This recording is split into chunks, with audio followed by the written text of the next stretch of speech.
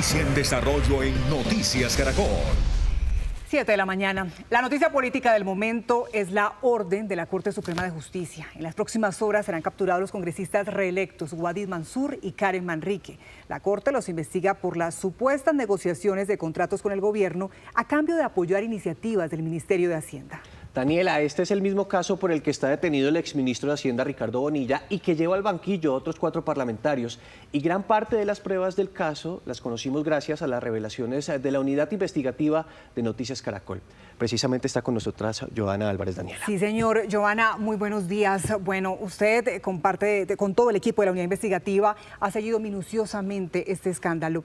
¿Por qué son ellos dos, entre los 6 congresistas investigados, los que reciben esta orden de captura de parte de la Corte Suprema de Justicia? Buenos días, Daniela. Buenos días, Nicolás. Estamos en un caso en donde hay 6 congresistas involucrados, uno que renunció pues a su curul antes de que llegáramos a esta etapa del proceso. La Corte Suprema de Justicia decide tomar esta decisión en contra de Karen Manrique y de Wadid Mansur porque estos 2 congresistas están documentados dentro del expediente que fungían como una especie de coordinadores con los demás congresistas. Recordemos este caso, tiene relación con una serie de contratos que ellos estaban, digamos, patinando ante el Ministerio de Hacienda y ante la Unidad de Gestión de Riesgo, y son contratos con los que, según la acusación que se acaba de dar en la Corte Suprema de Justicia, se estaba intentando comprar ese voto de parte de estos congresistas que hacían parte de una comisión llamada la Comisión de Crédito Público,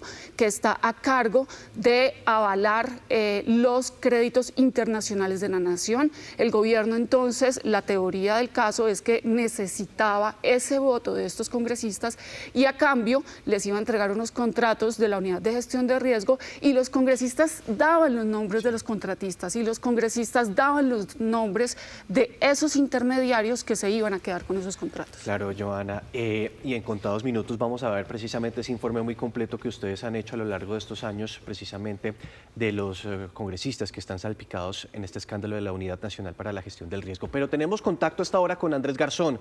Él es el abogado de la congresista Karen Manrique, que nos acompaña precisamente hasta ahora aquí en Noticias Caracol. Doctor Garzón, bienvenido. Muy buenos días, ¿cómo están? ¿Cómo les ha ido? Bien, empecemos hablando sobre la situación jurídica de su representada. ¿Ya se entregó ante las autoridades? Sí, señor. Ayer, precisamente después de que saliera el comunicado de la Corte, la representante Karen Manrique se dirigió a la estación de policía de Tame Arauca, después fue a la Dijín, a presentarse y a cumplir con la orden emitida por la Sala de Instrucción. Doctor Garzón, hemos visto las evidencias, muchas de las cuales han sido publicadas en los medios de comunicación. Este noticiero y esta unidad investigativa ha publicado, por ejemplo, los videos en donde se ven momentos claves, en horas claves, a la congresista Karen Manrique entrar al Ministerio de Hacienda. ¿Cuál es la defensa de ella frente a estas acusaciones tan delicadas que, recordemos, Olmedo López la ha señalado a ella incluso de ser esa coordinadora con los otros congresistas precisamente para este caso?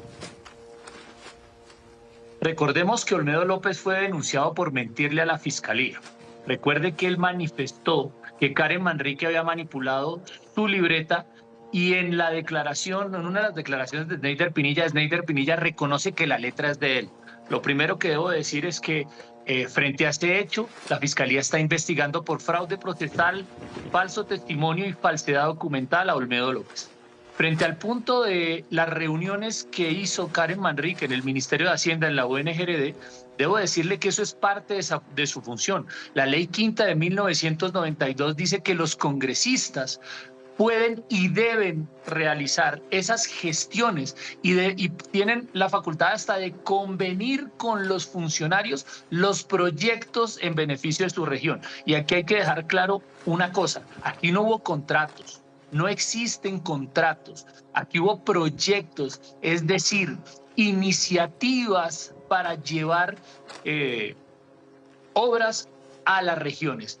Y en este caso específico, debo decir que esa iniciativa la perseguía Karen Manrique desde junio de 2023 en el momento en que se dio el paro cívico en Arauca. Es decir, esas reuniones son apenas lógicas y son protegidas por las normas que rigen el comportamiento de los congresistas. Por lo tanto, es evidente que una cosa no puede ser legal en un lado e ilegal en el otro. Doctor Garzón, incluso entregando los nombres de los contratistas a los que deben ir dirigidos esos contratos, porque digamos que el gran cuestionamiento que hace la justicia es precisamente el pago de este tipo de votos a cambio de contratos. Vuelvo y repito, eso no es así. No se entregó ningún nombre para contratista. Se entregó el nombre del enlace que decía el correspondiente ejecutor para que iniciara las gestiones en la UNGRD. Aquí no se entregó ningún nombre de contratistas y eso hay que decírselo claro a la opinión pública. Lo que se dio fue el nombre de la persona que tenía que encargarse en la alcaldía de realizar todas las gestiones administrativas en la UNGRD, pero jamás un contratista. Eso no es así. Abogado, nos decía hace unos minutos usted que Karen Manrique se presentó en la estación de policía de Tame, Arauca. Pero, ¿qué pasó? ¿Ya fue judicializada? Porque hasta anoche teníamos entendido que se presentó, pero no hubo orden de captura. En este momento, ¿qué está pasando? Esperando. Hemos enviado 2 comunicaciones a la Sala Especial de Instrucción, no solamente poniéndonos a disposición de ella, sino en razón a la desinformación que ha surgido, en donde se decía que ella había ido para Venezuela. Enviamos los videos en los cuales se encuentra ella presentándose en las distintas entidades de Policía Judicial de Arauca. Ella estuvo hasta altas horas de la noche en la Sijín de Tame y estamos en este momento esperando las instrucciones de la Corte para presentarnos en donde ella diga. Obviamente, teniendo en cuenta que ella es víctima de la violencia y que en estos últimos 8 meses ha sido víctima de amenazas muy serias por parte de grupos armados al margen de la ley, con lo cual le solicitamos a la Corte tenga en cuenta esta situación para su lugar de reclusión.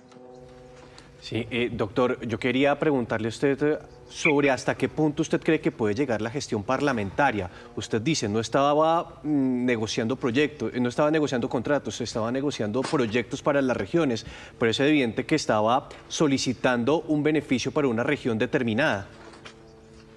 Claro, es que para eso son los representantes a la Cámara y usted toca un punto específico que me da mi pie para corroborar nuestra tesis. Y es que los representantes a la Cámara se eligen por circunscripciones específicas, en este caso por Arauca. Y ella quería y estaba gestionando un proyecto que era el mantenimiento y rehabilitación del río Bojabá, que en últimas se venía pidiendo desde el paro cívico del 2023. Esto no fue un tema que ella se inventara, no fue un tema que se sacó de una chistera, no. Esto era una necesidad sentida de la comunidad araucana. Tan es así que en junio de 2025 el río Bojabá se volvió a desbordar. Y porque no se hicieron esas obras y porque no se hizo el proyecto de Karen Manrique, volvieron los centros poblados de Arauca a estar inundados. Por lo tanto, para eso son los representantes a la Cámara. Si los representantes a la Cámara no hacen gestión por sus regiones, entonces ¿para qué los tenemos? Esa es la discusión jurídica que plantea esta defensa. Bueno, doctor Garzón, gracias por estos minutos aquí en Noticias Caracol. No, a ustedes por su tiempo. Bien, precisamente la Unidad Investigativa de Noticias Caracol denunció en varios informes el papel de la Comisión de Crédito Público del Senado en el escándalo de corrupción de la Unidad Nacional para la Gestión del Riesgo. Esto fue lo que encontraron.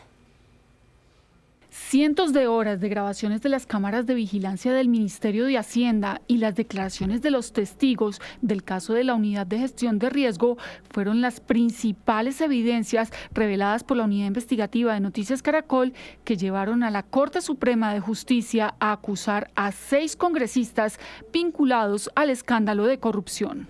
En el expediente reservado de la Corte Suprema reposan las pruebas de varias reuniones llevadas a cabo en el año 2023 en el Ministerio de Hacienda, en las que participaron los congresistas Guadid Mansur, Karen Manrique, Julián Peinado, Liliana Vitar y Juan Pablo Gallo, así como el hoy ex representante Juan Diego Muñoz. Todos ellos integraban la entonces Comisión Interparlamentaria de Crédito Público, que dio el aval para que el gobierno pudiera endeudarse con millonarios créditos de la banca internacional. La Sala de Instrucción de la Corte Suprema de Justicia los acusó de vender su voto en esta comisión, a cambio de 3 contratos por más de 92.000 millones de pesos que se tramitarían por la Unidad de Gestión de Riesgo. Una de las reuniones se llevó a cabo el 4 de diciembre de 2023, cuando ingresó al ministerio la congresista Karen Manrique. Olmedo López señaló a la parlamentaria por las curules de paz en Arauca, que acaba de ser reelegida en el Congreso, como la supuesta vocera de los demás congresistas en la negociación con el gobierno. Una de las congresistas llega a mi oficina tiempo después a preguntarme y a impulsar los contratos por ellos. No solamente me dice, viene a nombre de, y entre los nombres que me menciona nombre del representante Mansur. Y yo lo que hago es que le entrego mi libreta. Escríbame aquí de qué se trata.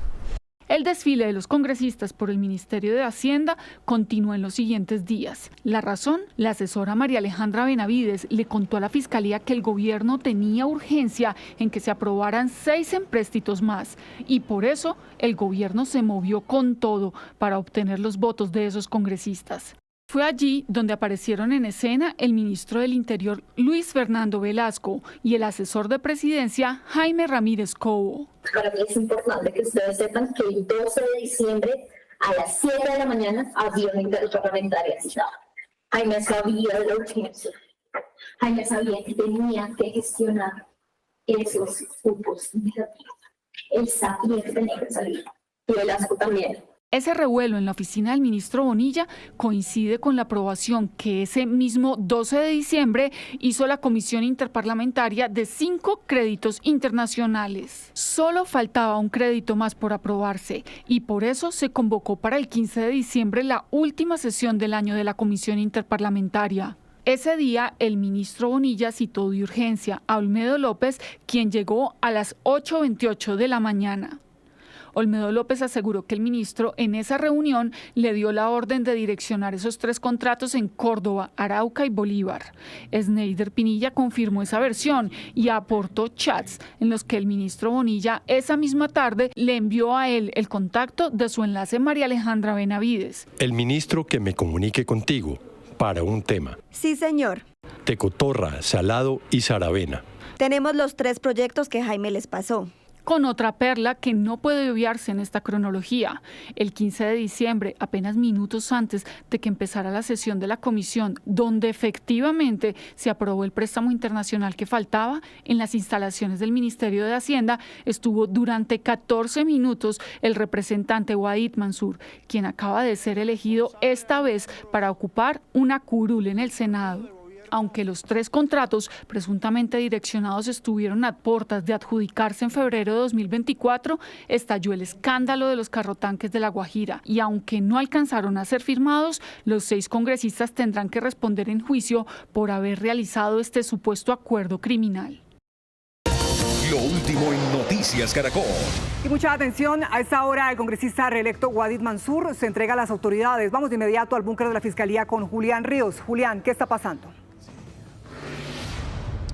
Hola Daniela, buenos días. Mire, mucha expectativa aquí con lo que ocurra con el congresista. Sus abogados y representantes han confirmado que se encuentran en la sede del búnker de la Fiscalía esperando decisiones por parte de la Corte Suprema de Justicia. Sin embargo, también Wadid Mansur se ha pronunciado a través de su cuenta X. Ha dicho que ha recibido con serenidad y absoluto respeto la decisión de la Corte Suprema de Justicia. Dice que está a disposición de las autoridades para que lo requieran. Por eso está aquí presente con sus abogados para poder esperar alguna decisión de la Corte Suprema de Justicia. Dice que tiene la plena tranquilidad frente a las actuaciones y total disposición para atender cada requerimiento del alto tribunal. Por eso se pone a disposición de las autoridades y hay bastante expectativa aquí en el búnker de la Fiscalía con lo que pueda ocurrir más adelante con el congresista, pues quien ha sido señalado por todo este escándalo de la UNRG, y hay mucha, pues obviamente prensa aquí pendiente de lo que pueda él declarar a sus abogados frente a todo ese procedimiento que se está adelantando en su contra.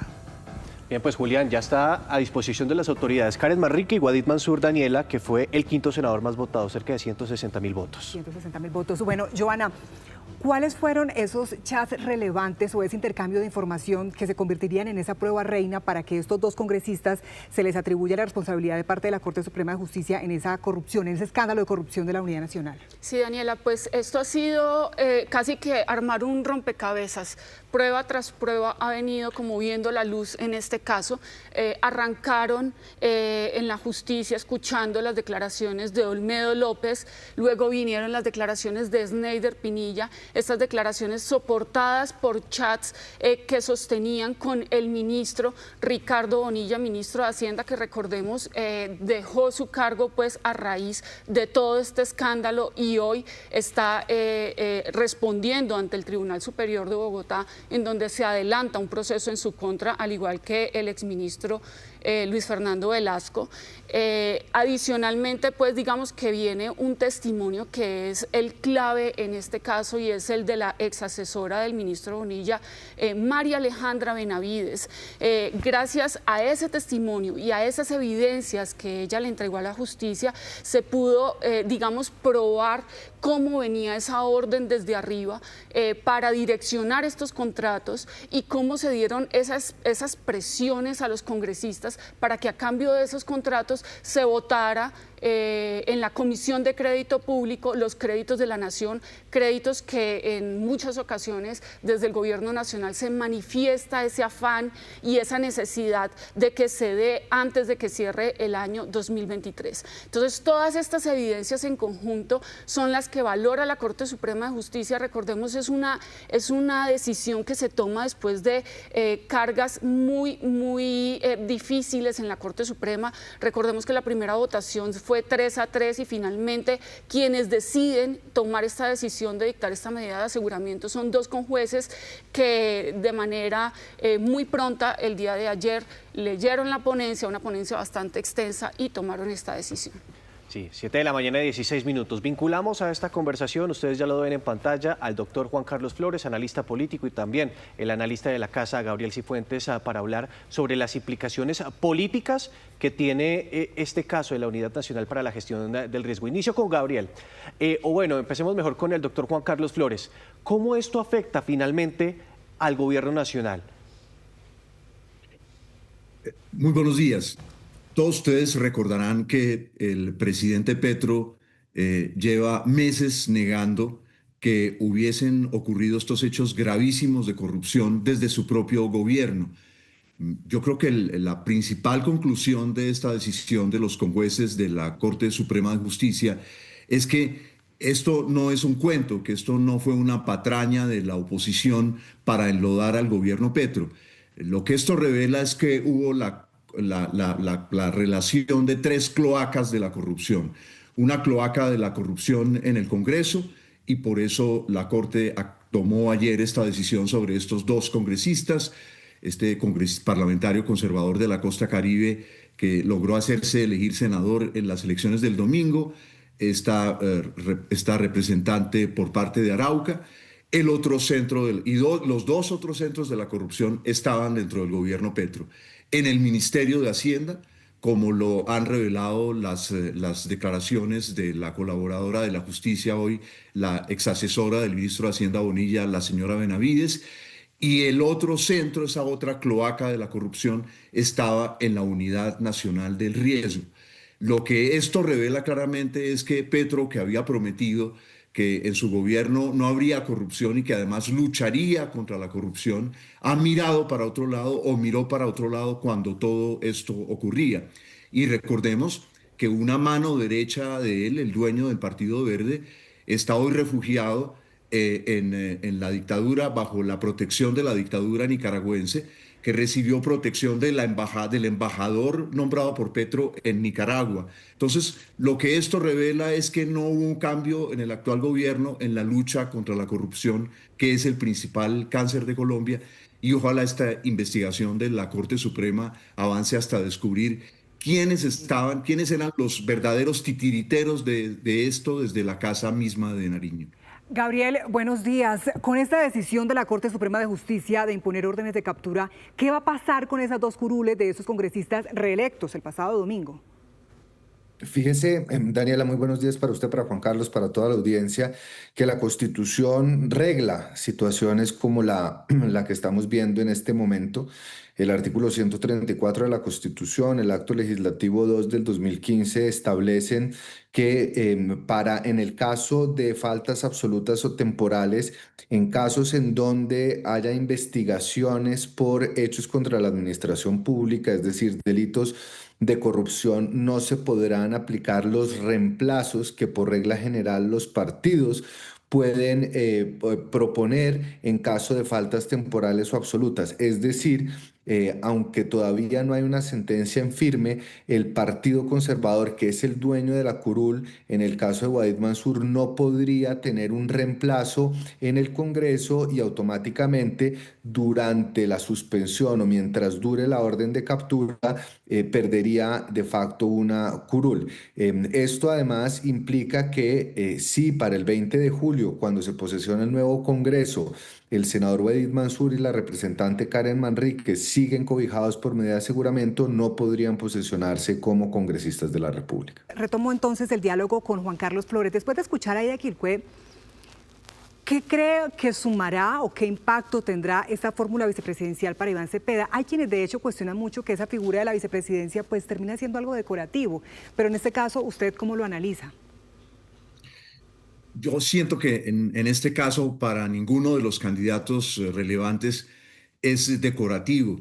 Y en el caso de ella, con una, como bien lo resumían ustedes, con una trayectoria tremendamente meritoria, el gobierno lo que hace es unir a todas sus fuerzas con miras a que Cepeda pase de la primera a la segunda vuelta. Yo siento que ellos han jugado desde el punto de vista de las decisiones políticas, con el objetivo de que no quede un solo voto del petrismo por fuera. Y en la medida en que la costa pacífica del país, toda la costa pacífica del país, respaldó masivamente a Petro en la anterior elección presidencial, recordemos que en zonas del Pacífico, como es el caso de Nariño, Petro obtuvo cerca del 80% de los votos. Y en muchas de las comunidades indígenas de esa zona de Colombia, los pueblos indígenas respaldaron a Petro en una votación tanto o más masiva que la de Nariño. Entonces, yo siento que lo que ellos buscaban o buscan con el convocarla a ella a la vicepresidencia no es por ahora sumar a otros, sino consolidar sus fuerzas porque se sienten seguros de llevar a Cepeda de la primera a la segunda vuelta.